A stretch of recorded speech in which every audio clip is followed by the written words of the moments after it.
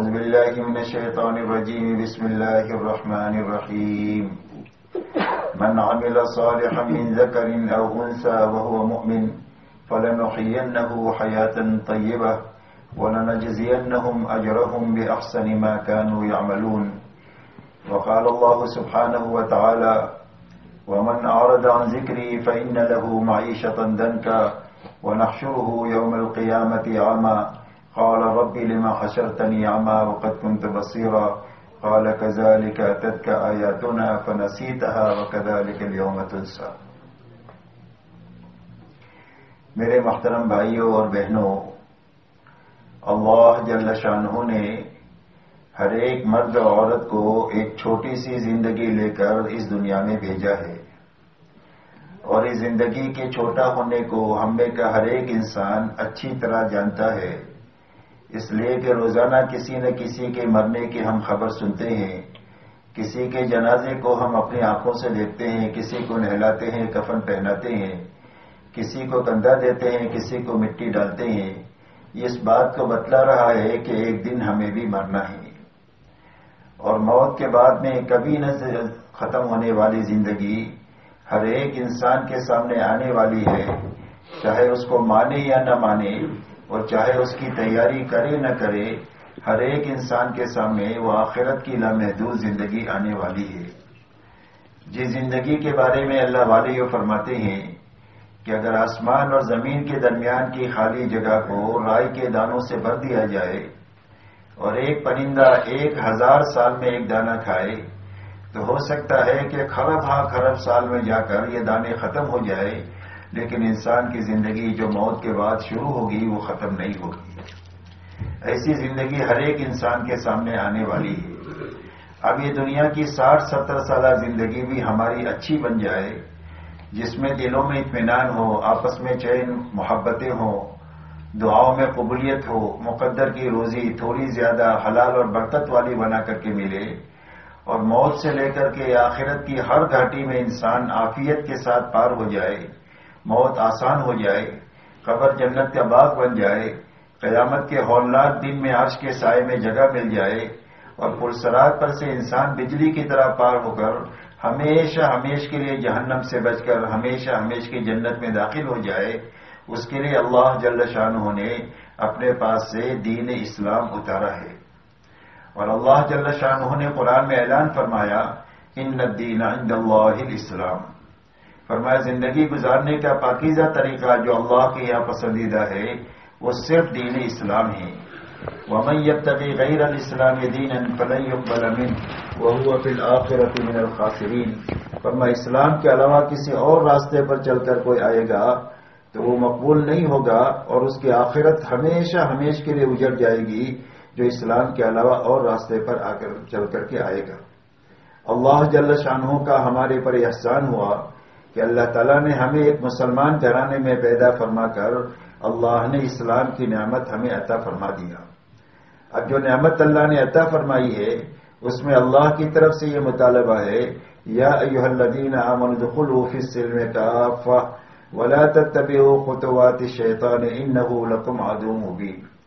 اللہ جل شانہ ارشاد فرماتے ہیں کہ اے ایمان والے مردوں اور اے ایمان والی عورتوں، اسلام میں پورے داخل ہو جاؤ، اور شیطان کے نقش قدم پر مت چلو، اس لیے کہ شیطان تمہارا کھلا ہوا دشمن ہے. اس لیے اللہ کی طرف سے مطالبہ ہے کہ پوری دینداری کو اپنی زندگی میں لانے کی محنت کے ساتھ جینا اور محنت کے ساتھ مرنا. اسی لیے فرمایا وَاعْبُدْ رَبَّكَ حَتَّى يَأْتِيَكَ الْيَقِينُ، فرمایا اللہ کی اطاعت اور فرما برداری میں لگے رہو. کب تک؟ فرمایا موت تک. فرمایا لا تموتن الا وانتم مسلمون، اللہ فرماتے ہیں کہ مسلمان ہو کر کے مریو، یعنی فرما بردار ہو کر کے مریو.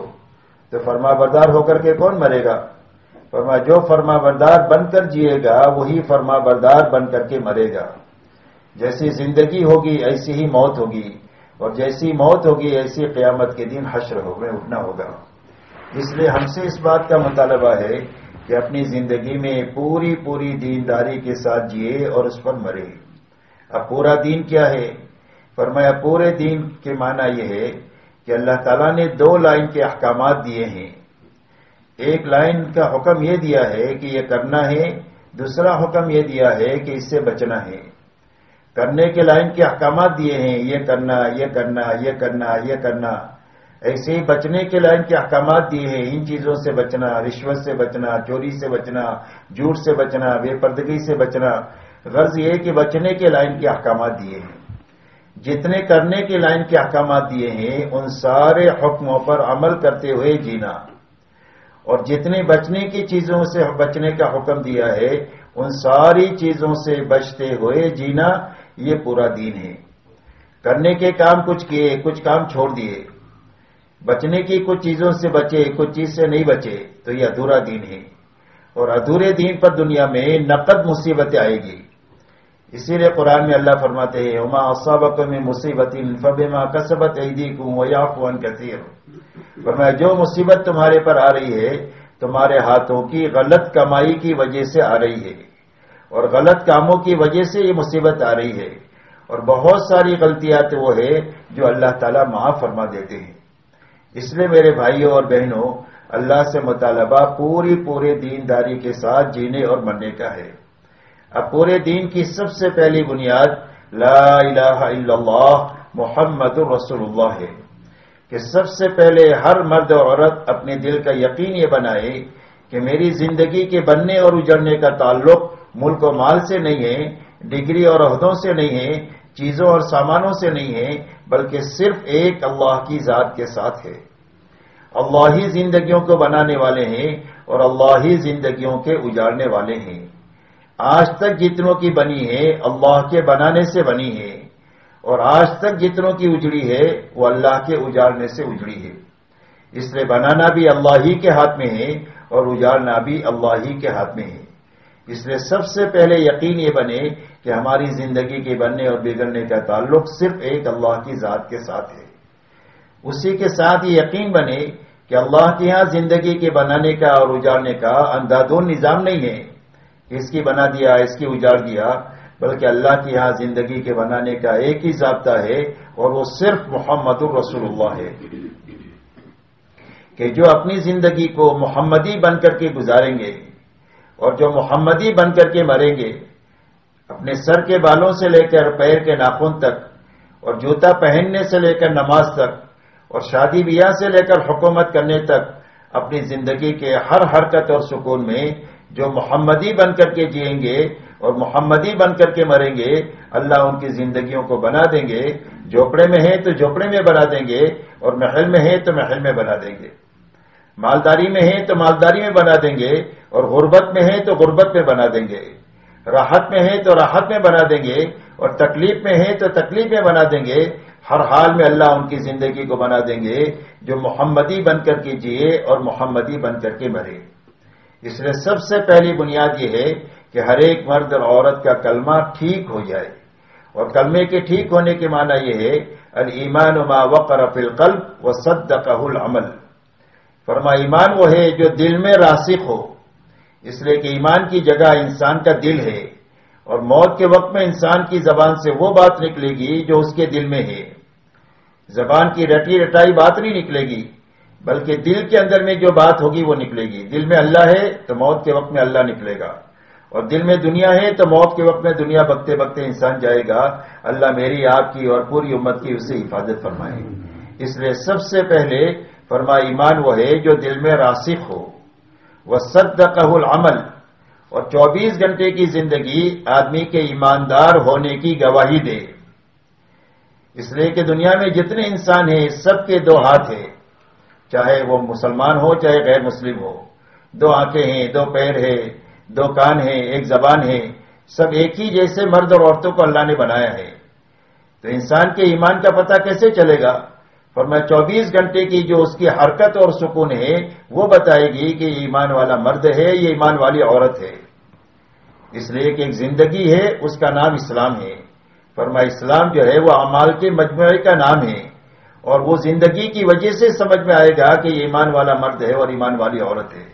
اس لیے سب سے پہلی بنیاد لا الہ الا اللہ محمد رسول اللہ ہے۔ اب ایمان کا کلمہ پڑھنے کے بعد اللہ کی طرف سے سب سے پہلا جو حکم آتا ہے وہ عبادت کا آتا ہے۔ اور عبادت میں جانی عبادت بھی ہے اور مالی عبادت بھی ہے. جانی عبادت میں نماز ہے اور روزہ ہے.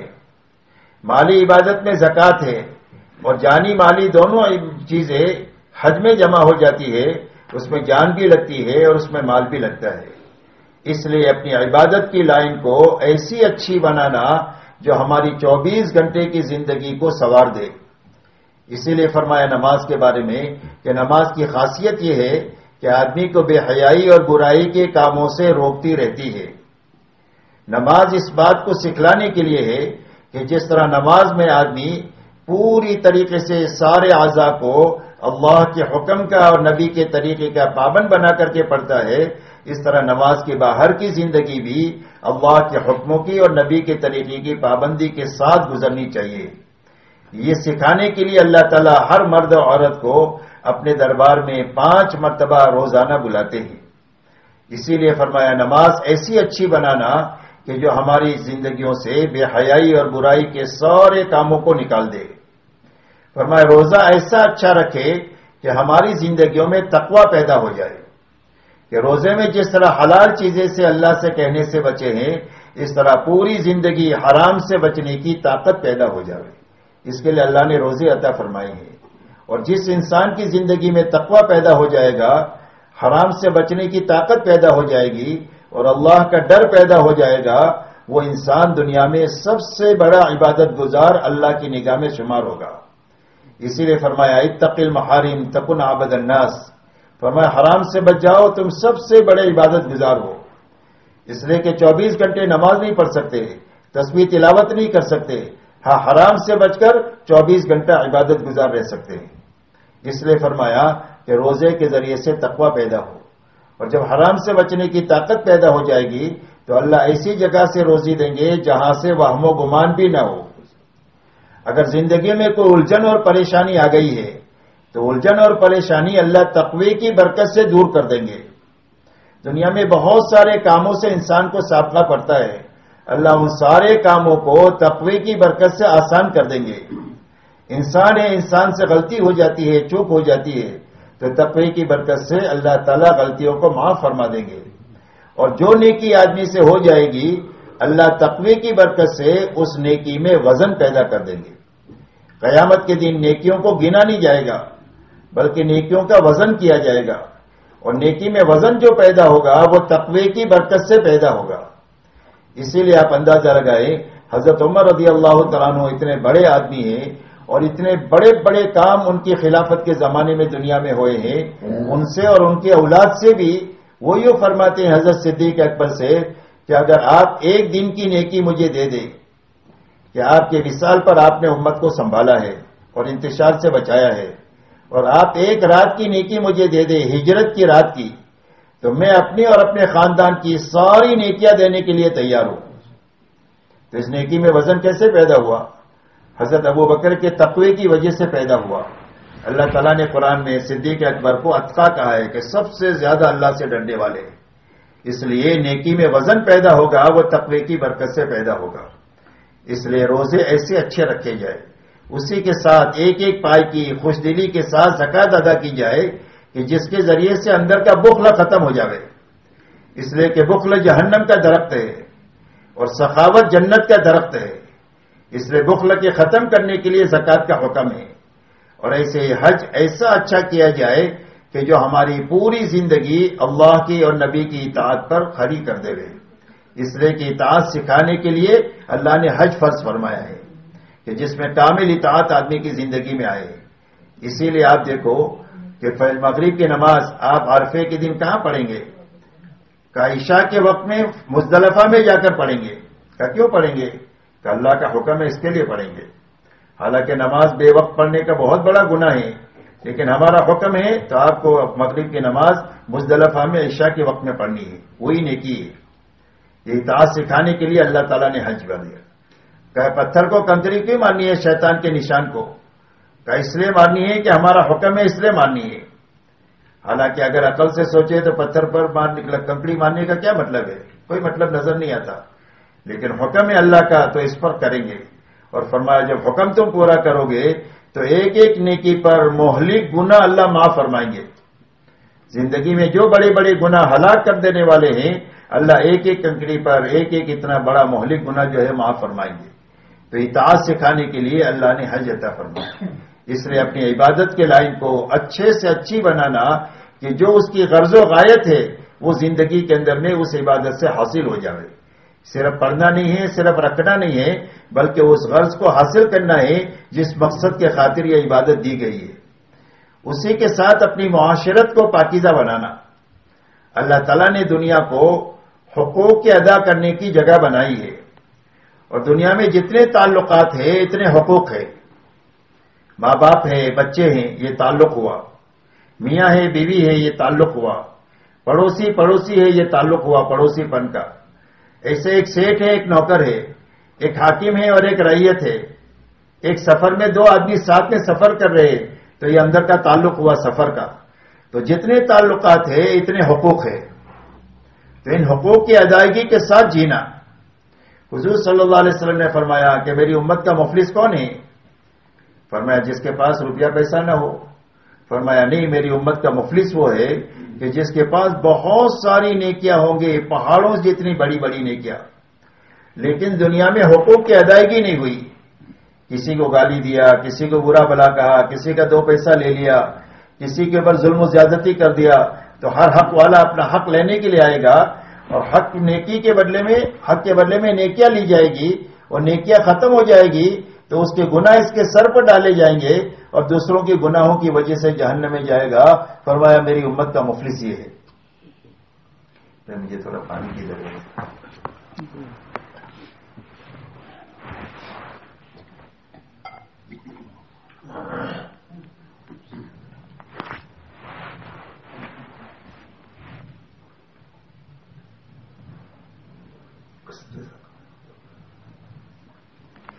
اس لیے حقوق کی ادائیگی کے ساتھ جئیں گے تو گھر جنت کا نمونہ بن جائے گا، محلہ جنت کا نمونہ بن جائے گا، شہر اور ملک اور عالم جنت کا نمونہ بن جائے گا حقوق کی ادائیگی کی وجہ سے. آپ اندازہ لگائے حضور صلی اللہ علیہ وسلم کے زمانے میں جب حقوق کی ادائیگی ہو گئی ہے تو ایسا معاشرہ پوری دنیا میں بنا ہے کہ ایک لڑکی صنائے یمن سے چل کر مکہ مدینہ آتی ہے، نہ اس کے اپنی زیورات کے لٹنے کا خوف ہے اور نہ اپنے عصمت کے لٹنے کا کوئی خوف ہے. پوری دنیا میں امن و امان ہے، ہر انسان کی جان مال آبرو محفوظ ہے. ایک آدمی عراق سے چل کر مکہ مدینہ آتا ہے، اس سے پوچھا گیا کہ تم نے لوگوں کو کیسا پایا؟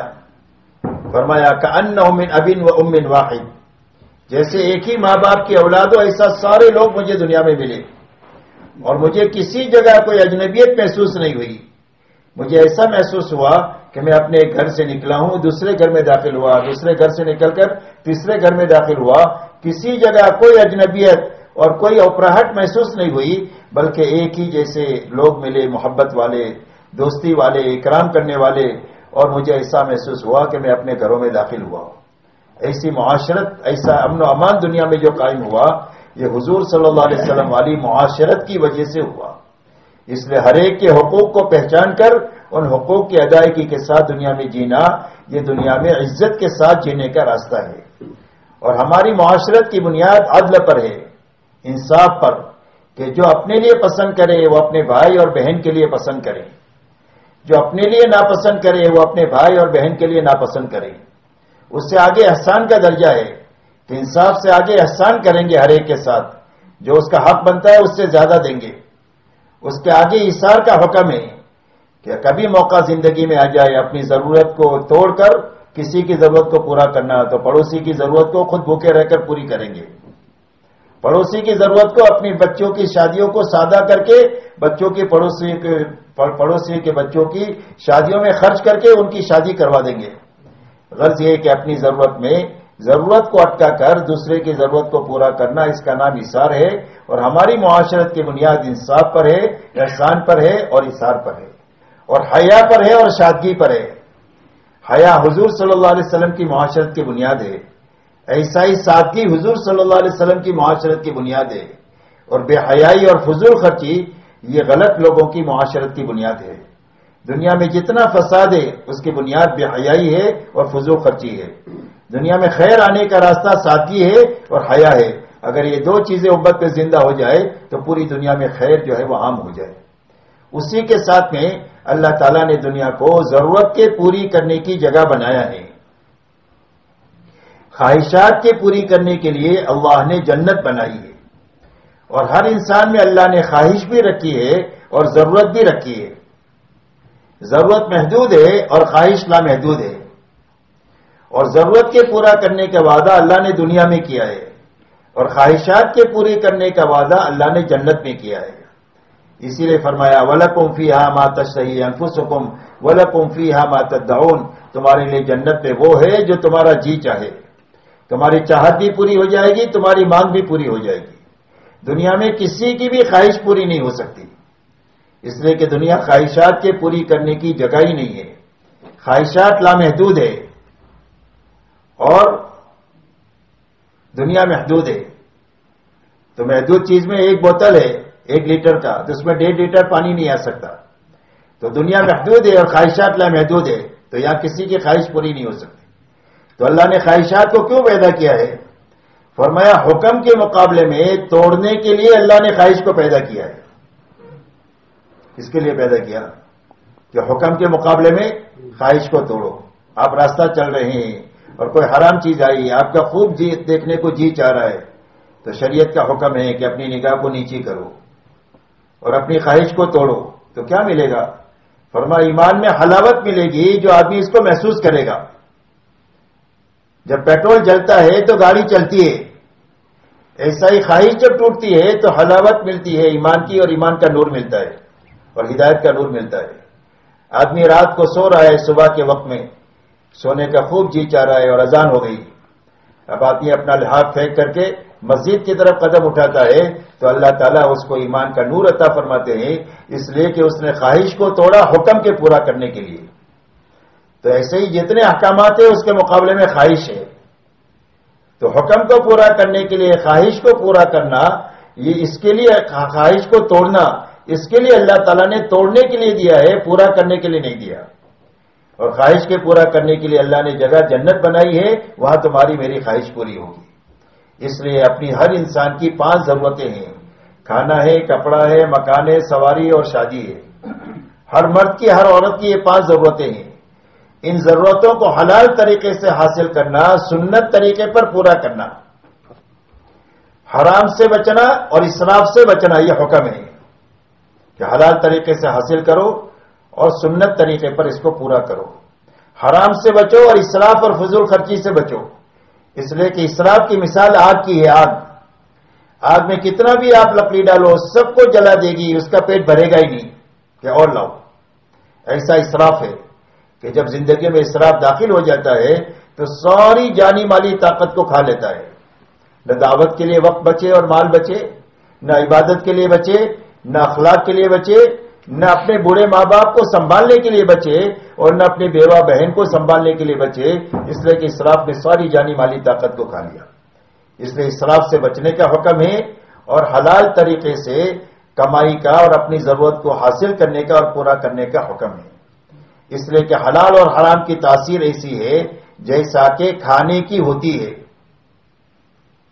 اچھا کھانا پیٹ میں گیا تو خوشی ہوگی، طاقت بنے گی.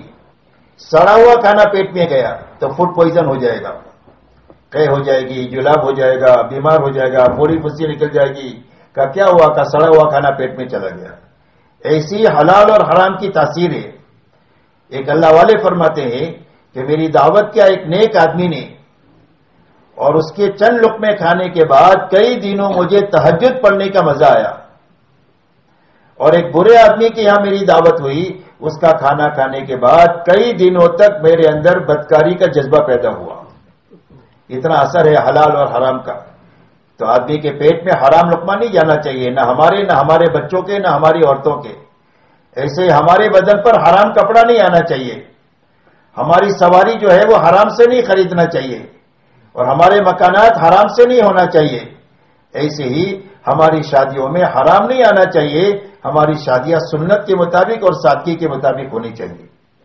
اس لیے اپنے کھانے کمانے کی لائن کو صاف ستھری بنانا، علماء کو پوچھ کر کے، تاکہ کوئی حرام کا لقمہ ہمارے پیٹ میں، ہمارے بچوں کے پیٹ میں، ہماری عورتوں کے پیٹ میں نہ جائے۔ صحابہ کی عورتیں تو اپنے مردوں سے یہ کہتی تھی کہ ہم بھوک پر گزارا کر سکتے ہیں، معمولی کھانوں پر گزارا کر سکتے ہیں، لیکن جہنم کی آگ پر ہم گزارا نہیں کر سکتے۔ اس لیے کہ حضور صلی اللہ علیہ وسلم فرماتے ہیں کہ جس کا بدن حرام مال سے پرورش پائے اس کے لیے جہنم کی آگ بہتر ہے۔ اسی کے ساتھ میں اپنی اخلاقی لائن کو اچھے سے اچھی بنانا کہ ہماری ذات سے کسی کو تکلیف نہ پہنچے، ہر ایک کو راحت پہنچے۔ گھر میں ہے، مرد ہے، عورت ہے، بچے ہیں، بہو ہے، اس کے علاوہ ساس ہے، ساروں ایک رشتہ داری کا پورا ایک کنبہ ہے۔ ایسا ہی پڑوس ہے، ایسا ہی اپنے والے ہیں اور پرائے ہیں۔ آپ شہر میں رہتے ہیں تو اپنے والے بھی ہیں، پرائے والے بھی ہیں۔ تو جو کوئی بھی انسان ہے، ہر انسان کو ہم سے نفع پہنچنا چاہیے، کسی کو بھی ہم سے تکلیف نہیں پہنچنا چاہیے۔ حضور پاک علیہ الصلوۃ والسلام ایسی اخلاقی زندگی لے کر آئے ہیں کہ آپ نے پوری زندگی کبھی اپنی ذات کے لیے کسی سے کوئی بدلہ نہیں لیا، اور آپ یہ فرماتے ہیں کہ اچھے اخلاق کا خلاصہ چند باتوں میں ہے۔ فرمایا جو تمہارے ساتھ برائی کرے اس کے ساتھ بھلائی کرو، جو تمہارے پر ظلم و زیادتی کرے اس کو معاف کرو، درگزر کرو۔ اس لیے کہ بدلہ لینا مشکل ہے، معاف کرنا آسان ہے، درگزر کرنا آسان ہے۔ ایک آدمی نے آپ کو تماچا مارا تو آپ توڑ کر اس کو نہیں مار سکتے، اپنے زور سے مار دیا تو آپ کا شمار ظالم میں سے ہو جائے گا، اور اللہ مظلوم کی حمایت کرتے ہیں، ظالم کی اللہ حمایت نہیں کرتے۔ اس لیے بدلہ لینا مشکل ہے، معاف کرنا آسان ہے۔ فرمایا جو ظلم و زیادتی کرے اس کو معاف کرو، درگزر کرو، لیٹ گو کرو۔ اسی کے ساتھ میں جو رشتہ داری کو توڑے اس کے ساتھ رشتہ داری کو جوڑو، اس لیے کہ صلہ رحمی اتنی بڑی چیز ہے کہ اس کی وجہ سے عمر میں بھی برکت ہوتی ہے اور روزی میں بھی برکت ہوتی ہے، اور صلہ رحمی قیامت کے دن اللہ سے کہے گی کہ اللہ جس نے مجھے دنیا میں جوڑا اپنی رحمت سے اس کو جوڑ دے، اور جس نے مجھے دنیا میں توڑا اس کو اپنی رحمت سے کاٹ دے، اور اس کا جھگڑا اللہ کے دربار میں قبول کیا جائے گا۔ اس لیے ہر حال میں رشتہ داری جوڑ کر رکھنا چاہیے، چاہے کتنا ہی اس کے لیے جھیلنا پڑے، لیکن رشتہ داری کو کبھی توڑنا نہیں چاہیے، بلکہ ہمیشہ رشتہ داری کو جوڑنا چاہیے۔ اور فرمایا جو تم کو چائے پانی کا کبھی نہ پوچھے اس کو کھلاؤ پلاؤ۔ فرمایا یہ اولین اور آخرین کے اخلاق ہے۔ اور حضور صلی اللہ علیہ وسلم ارشاد فرماتے ہیں اکملکم ایمانا احسنکم اخلاقا۔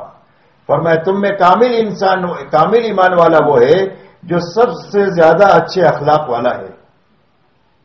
اور قیامت کے دن آدمی کے ترازو کے میزان میں سب سے زیادہ وزنی اچھے اس کے اخلاق ہوں گے، جس سے اس کا پلڑا جھکے گا اور آدمی جنت میں جائے گا۔ اور یہ فرمایا اکثر لوگ جنت میں جو جائیں گے وہ تقوی کی وجہ سے جائیں گے اور اچھے اخلاق کی وجہ سے جائیں گے۔ اس لیے اپنے اخلاقی زندگی کو اچھے سے اچھی بنانا۔ آپ اندازہ لگائیں حضور پاک صلی اللہ علیہ وسلم جب فاتحانہ طور پر 10,000 صحابہ کی جماعت کے ساتھ مکہ مکرمہ میں داخل ہوئے ہیں تو مکے والوں سے آپ نے کوئی بدلہ نہیں لیا۔ آپ نے فرمایا تمہارے ساتھ میں وہ معاملہ کروں گا جو میرے بھائی یوسف نبی نے اپنے بھائیوں کے ساتھ معاملہ کیا تھا، اور یہ فرمایا انتم الطلقاء، جاؤ تم سارے کے سارے آزاد ہو۔ مکے والے کہتے ہیں ہمیں ایسا لگ رہا تھا کہ ہم اپنی قبروں سے اٹھے ہیں اور ہم کو نئی زندگی ملی۔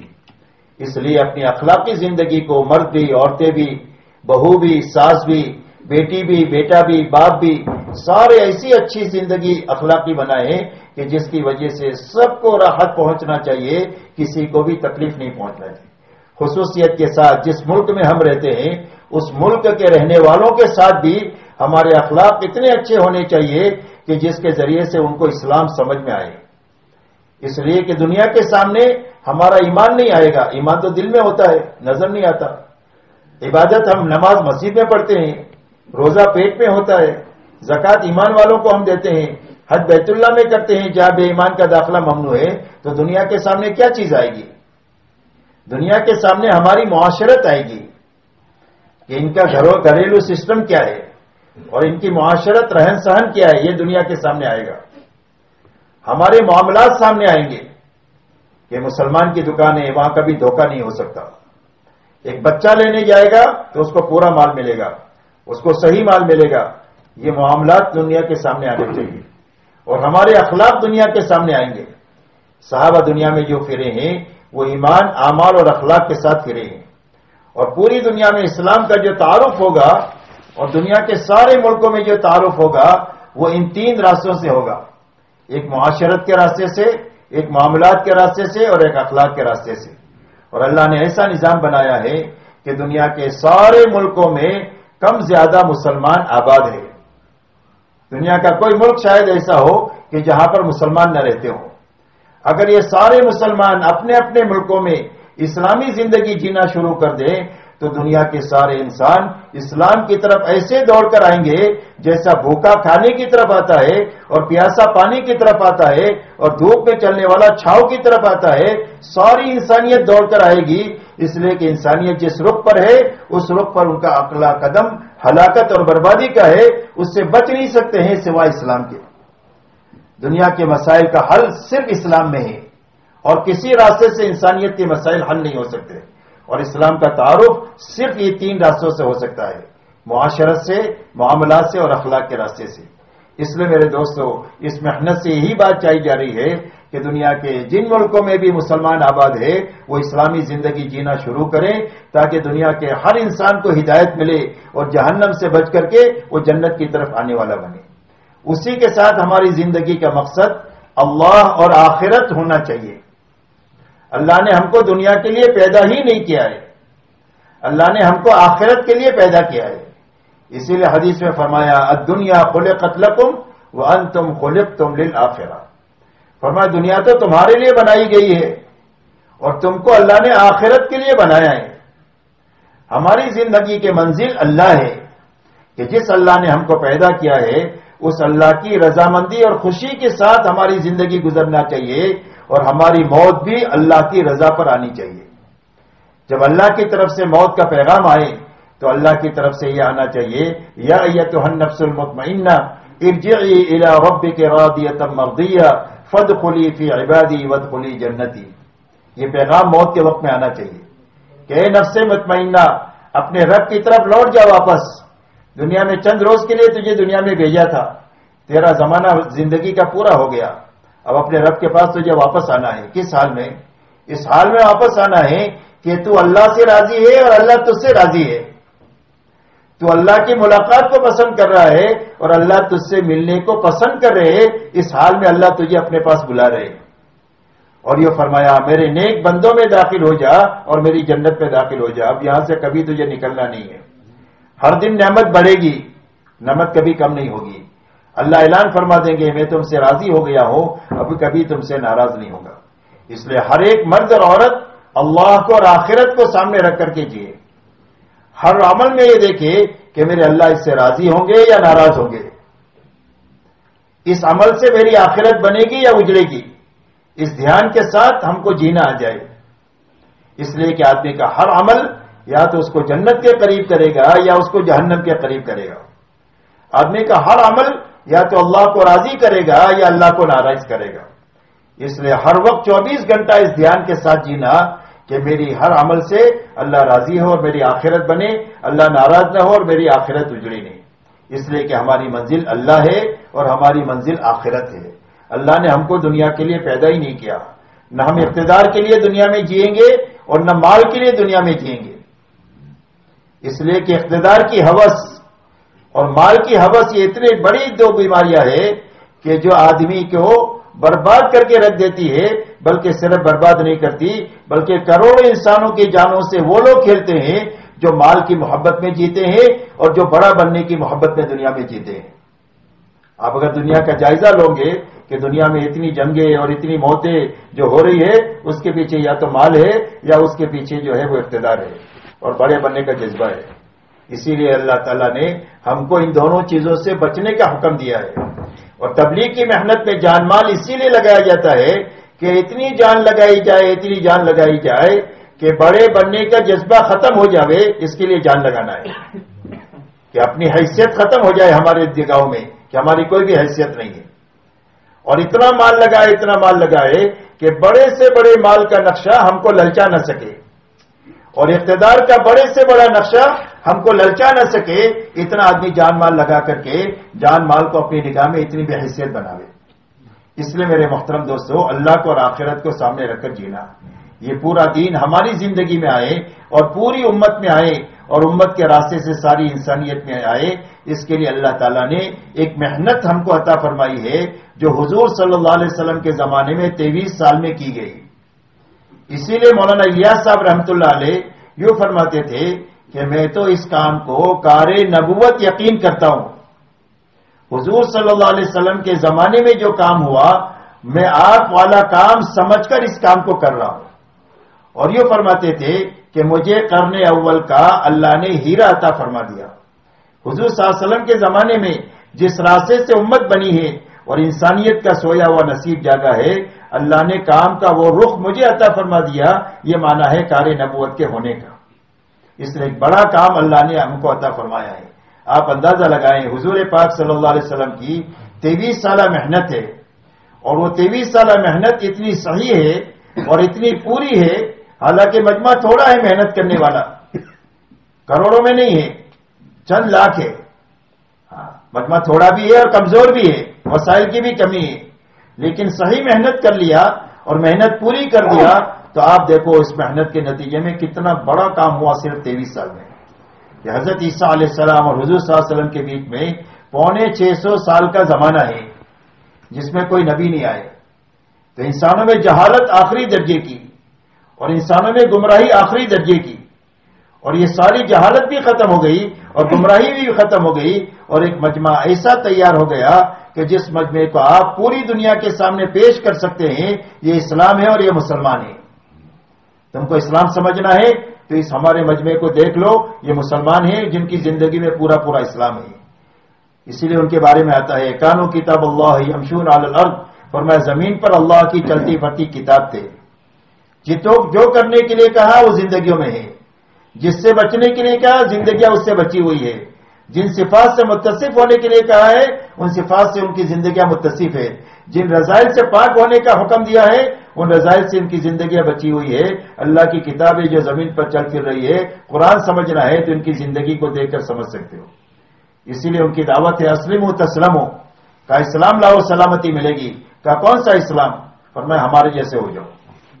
اس لیے کہ صحابہ کی جماعت وہ ہے کہ جن کی ہر حرکت اور سکون پر اللہ نے اپنی رضا کی مہر لگائی ہوئی ہے، کہ ان کے دین سے، ان کی رات سے، ان کی خلوت سے، ان کی جلوت سے، ان کے سونے سے، ان کے جاگنے سے، ان کی عبادت سے، ان کی دعوت سے، ان کے ہر عمل سے اللہ خوش ہے۔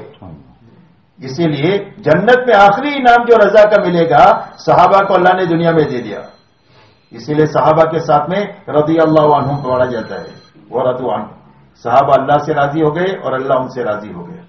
اس لیے میرے محترم دوستو وہ ایک محنت تھی جس محنت کے نتیجے میں اللہ تعالیٰ نے اتنے بڑے بگاڑ کو ختم کر کے ایک امت بھی بنا دیا اور ایک ماحول بھی بنا دیا پورے حجاز کا، اور خصوصیت کے ساتھ مدینہ منورہ کا ماحول ایسا پاکیزہ بن گیا کہ جس ماحول میں کوئی بے ایمان آ جائے تو 3 دن سے زیادہ کفر پر باقی نہیں رہ سکتا، اور کوئی جماعت دین سیکھنے کے لیے مدینہ میں آئے تو 2 ہفتے میں کامل دین سمجھ کر کے واپس چلی جاتی تھی، 4 مہینہ چلہ لگانے کی ضرورت نہیں تھی، 2 ہفتے میں دین کی سمجھ حاصل کر کے چلی جاتی تھی۔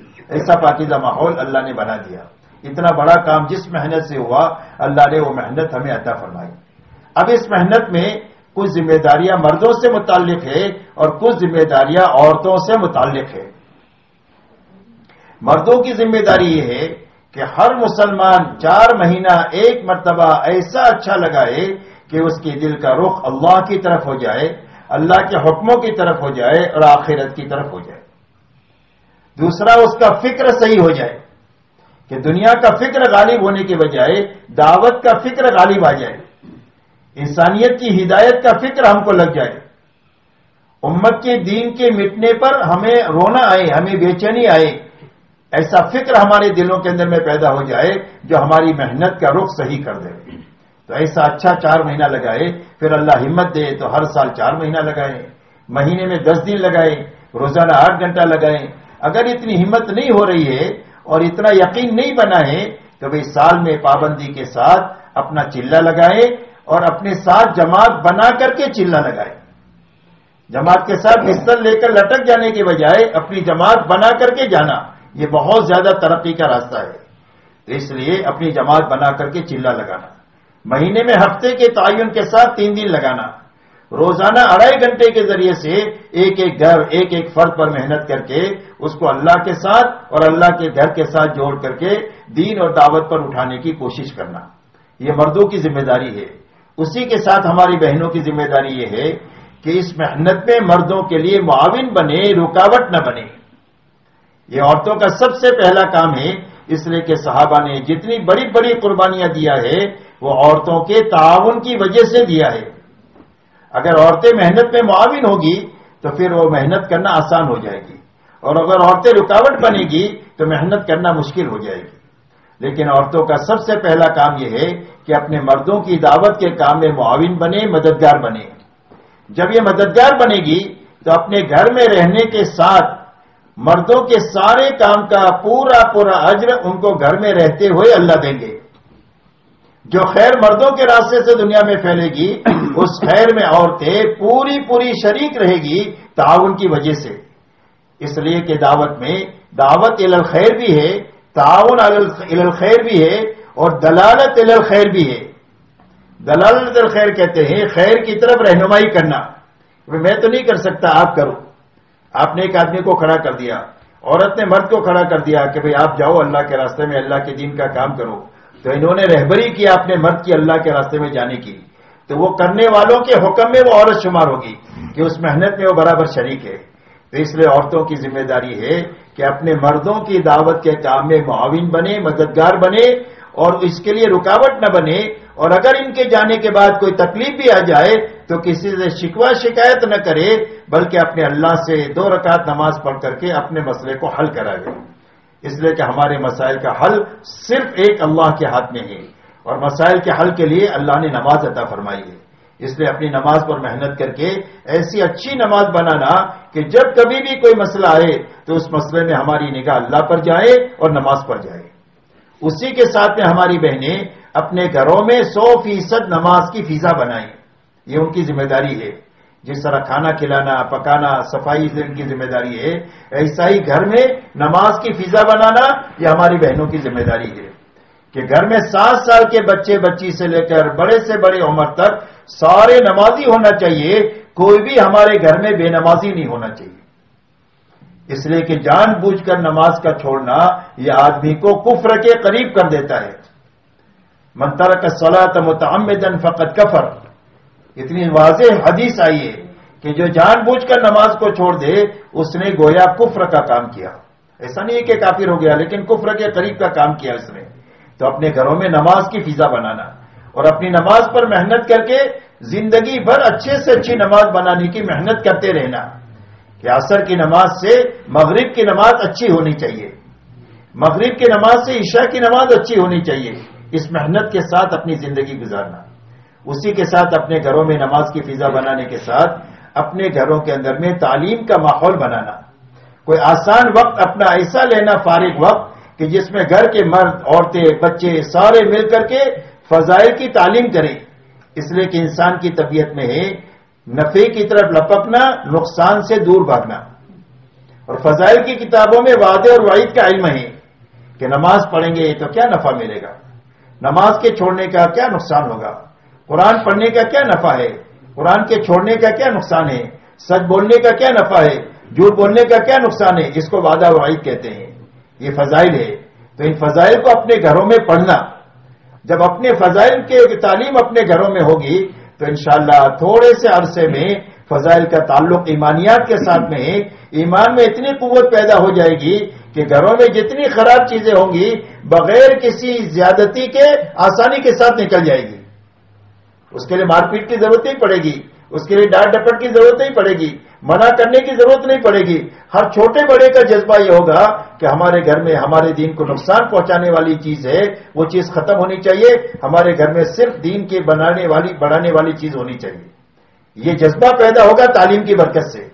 گھروں میں نماز کی فضا بنے گی تعلیم کی برکت سے، گھروں میں سادگی نماز کی برکت سے آئے گی، گھروں کے اندر میں حیا تعلیم کی برکت سے آئے گی، گھروں میں بچوں کی دینی تربیت کا فکر تعلیم کی برکت سے آئے گا، اور گھروں میں سادگی اور حیا یہ تعلیم کی برکت سے آئے گی، یہاں تک کہ ہمارا گھر جنت کا نمونہ بنے گا۔ پوری دنیا میں آگ جل رہی ہوگی لیکن جن گھروں میں یہ اعمال ہوں گے اللہ ان اعمال کے برکت سے ان گھر کی بھی حفاظت کریں گے اور ان گھر والوں کی بھی حفاظت کریں گے. دنیا میں لگی ہوئی آگ ان کی گھر کو نقصان نہیں پہنچا سکتی اور ان کے گھر کے مکینوں کو نقصان نہیں پہنچا سکتی جس گھر کے مکین ان اعمال کے ساتھ میں زندگی گزاریں گے.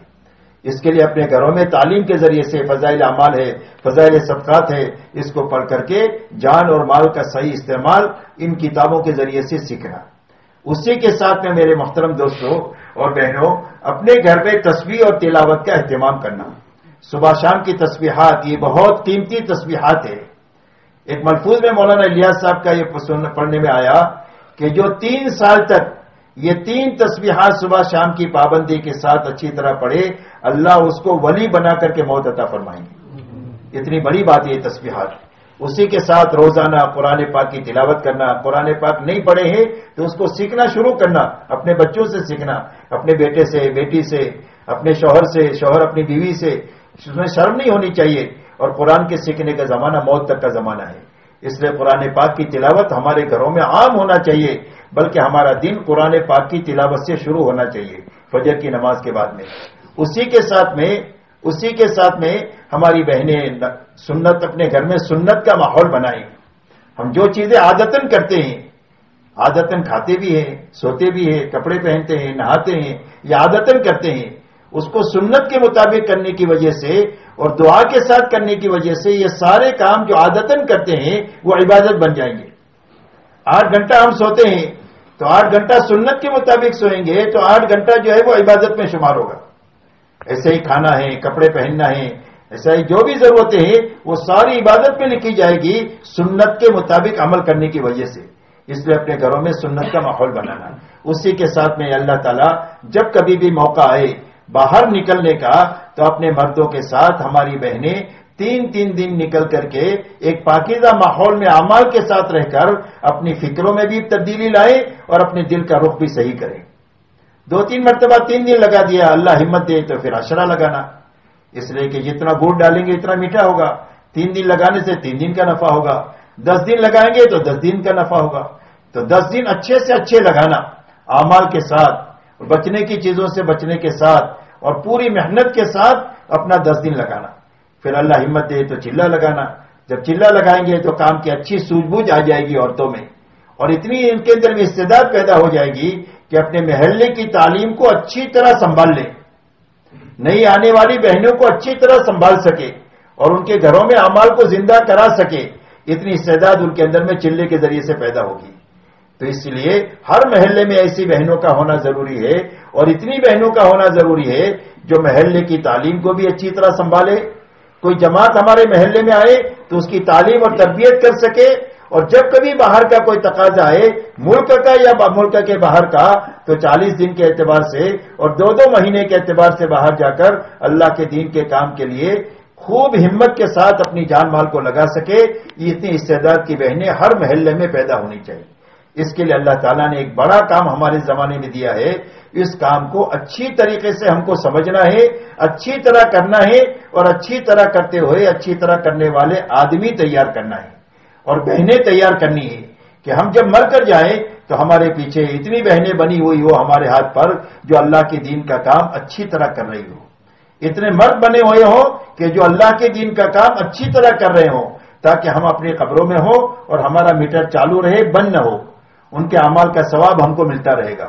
آپ اندازہ لگائیں صحابہ کی زندگیاں بھی اور صحابیات کی زندگیاں بھی 60-70 سال کی تھی. اسی 60-70 سال میں اپنے گھر کاروبار کو اور بیوی بچوں کو سنبھالنے کے ساتھ میں اللہ کے دین کا کام اس طریقے سے کیا کہ کروڑوں انسانوں کو ان کی زندگیوں سے ہدایت ملی. ان سب کے اعمال کا ثواب تو پہنچا. آج تک جو اعمال ہو رہے ہیں وہ اعمال ان کے کھاتے میں جا رہے ہیں اس لیے کہ یہاں تک اعمال کے پہنچنے کا پہلا سبب وہ بنے ہیں. اور جب تک یہ خیر دنیا میں باقی رہے گی وہ خیر ان کے حصے میں جاتی رہے گی. آپ اور میں اندازہ نہیں لگا سکتے ہیں کہ ان کی آخرت کتنی اچھی بنے گی اس محنت کی برکت سے. اس لیے اللہ نے ایک بڑا کام دیا ہے. اللہ تعالیٰ اس کام کی صحیح قدردانی کی ہم کو توفیق عطا فرمائے.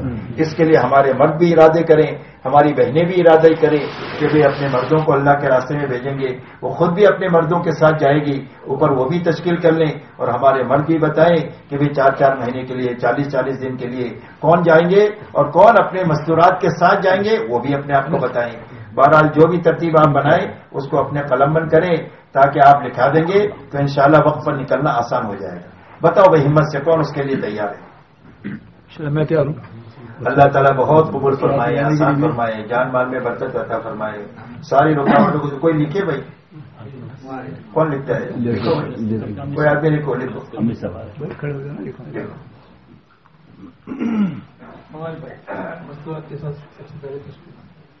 مستورات کے ساتھ شمشی بھائی تیار ہے. لو ان کے ساتھ جماعت چلے کے لیے میں حج والی جماعت کی نیت کیا ہوا ہے. اگر ابھی حج کا دورہ کھل جائے تو انشاءاللہ میں جا رہا ہوں. تو آپ کے ساتھ جماعت بنے گی. جماعت بنائے بھائی شمسی صاحب. اور کون تیار ہے بتاؤں کہ انشاءاللہ میں 40 دن کے لیے اپنی مستورات کے ساتھ جاؤں گا, وہ بھی بتاؤ.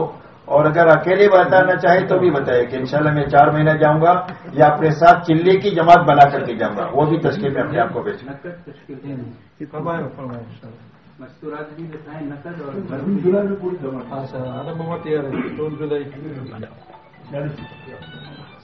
اور بتاؤ بھائی چلے کی جماعت. اللہ قبول فرمائے, آسان فرمائے. جان 4 مہینہ جان مال میں برکت عطا فرمائے. ساری رکاوٹوں کو اللہ دور فرمائے. اللہ دنیا بھی اچھی بنائے, آخرت بھی اچھی بنائے. بتاؤ بھائی مستورات کے ساتھ بھی بتاؤ اور اکیلے بھی بتاؤ. 10 دن کے لیے بھی بتا سکتے ہو مستورات کے ساتھ. اللہ تعالیٰ قبول فرمائے, آسان فرمائے, جان مال میں برکت. ہماری بہنیں بھی اوپر تشکیل کر لیں.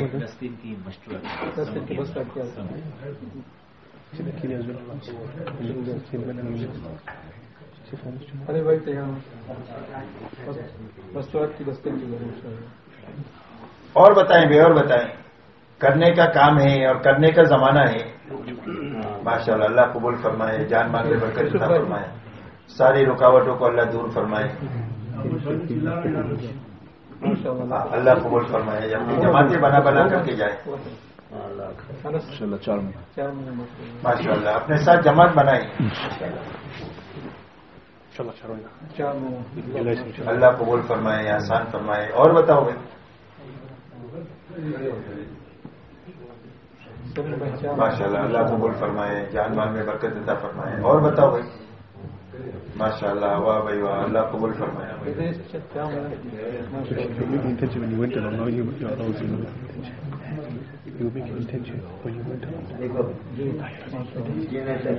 کیا نام ہے؟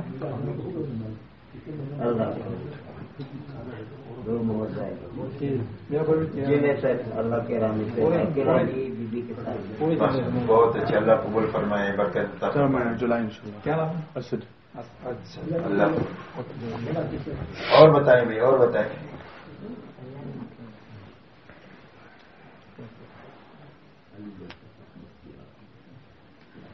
ماشاء اللہ بہت تھوڑے سارے رہ گئے, وہ بھی زیادہ فرما رہے ہیں انشاءاللہ. ایک بات یہ بھی عرض کر دیں وہ جو شام کو حضرت کر جو ایک تشکیل کی جماعت بنی ہوئی ہے ان کے پاس اپنے ذرا نام بھی لکھوا دیں آپ, تو انشاءاللہ دعا میں بھی شریک ہو جائیں گے اور مسافہ بھی ہو جائے گا عشاء کے بعد. تو اس کے بعد جتنے نام لکھا رہے ہیں تو ختم نہیں ہو گیا, بلکہ وہاں تشکیل ترتیب کی جماعت بنی ہوئی ہے, وہ چارٹ بنا ہوا, اس میں اپنا نام لکھوا لیں اور جماعت کا نمبر ہو گیا. جی لکھا مستق بغیر بھی لکھے مستق بغیر.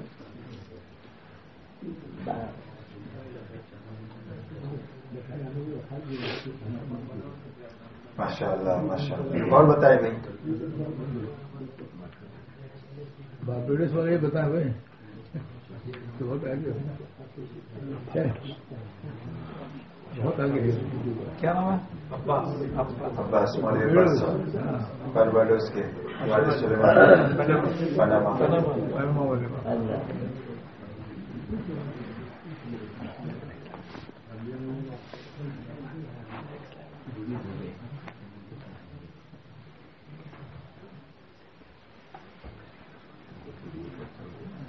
باقی تو نہیں ہے بھائی. اوپر ہو گیا ہوگا دعا کرا دی. دعا کرا دی. ہاں. اللهم صل على سيدنا مولانا محمد وعلى آل سيدنا مولانا محمد وبارك وسلم. ربنا ظلمنا أنفسنا وإن لم تغفر لنا وترحمنا لنكونن من الخاسرين. ربنا لا تزغ قلوبنا بعد إذ هديتنا وهب لنا من لدنك رحمة إنك أنت الوهاب. ربنا آتنا في الدنيا حسنة وفي الآخرة حسنة وقنا عذاب النار. اللهم اهدنا واهد بنا واجعلنا سببا لمن اهتدى.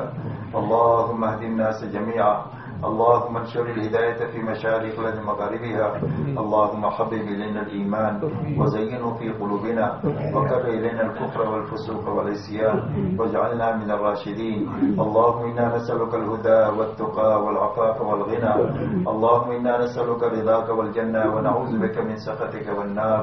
اللهم لا سهل إلا ما جعلته سهلا وأنت تجعل الحزن سهلا إذا شئت. لا إله إلا الله الحليم الكريم. سبحان الله رب العرش العظيم والحمد لله رب العالمين. نسألك موجبات رحمتك وعزائم مغفرتك والغنيمة من كل بر والسلامة من كل إثم. ربنا لا تدع لنا ذنبا إلا غفرته ولا هما إلا فرجته ولا دينا إلا قضيته ولا مريدا إلا شفيته ولا مسافرا إلا بلغته وغنمته ولا حاجة من حوائج الدنيا والآخرة إلا قضيتها ويسرتها يا أرحم الراحمين. اے اللہ ہماری خطاؤں کو معاف فرما، لفظیشوں سے درگزر فرما. اے اللہ پوری امت کی طرف سے ہم معافی مانگتے ہیں. اے اللہ پوری امت کو معاف فرما دے. اے اللہ امت کی نیا کو پار لگا دے. اے اللہ امت کو غلط لوگوں کے نرغے سے نکال دے. اے اللہ امت کو سنبھالنے والے مخلصین و مستخلصین دنیا کے چپے چپے میں پیدا فرما دے. اے اللہ قرآنی احکامات کو حضور صلی اللہ علیہ وسلم والی پاکیزہ زندگی کو اے اللہ پوری امت میں زندہ فرما دے.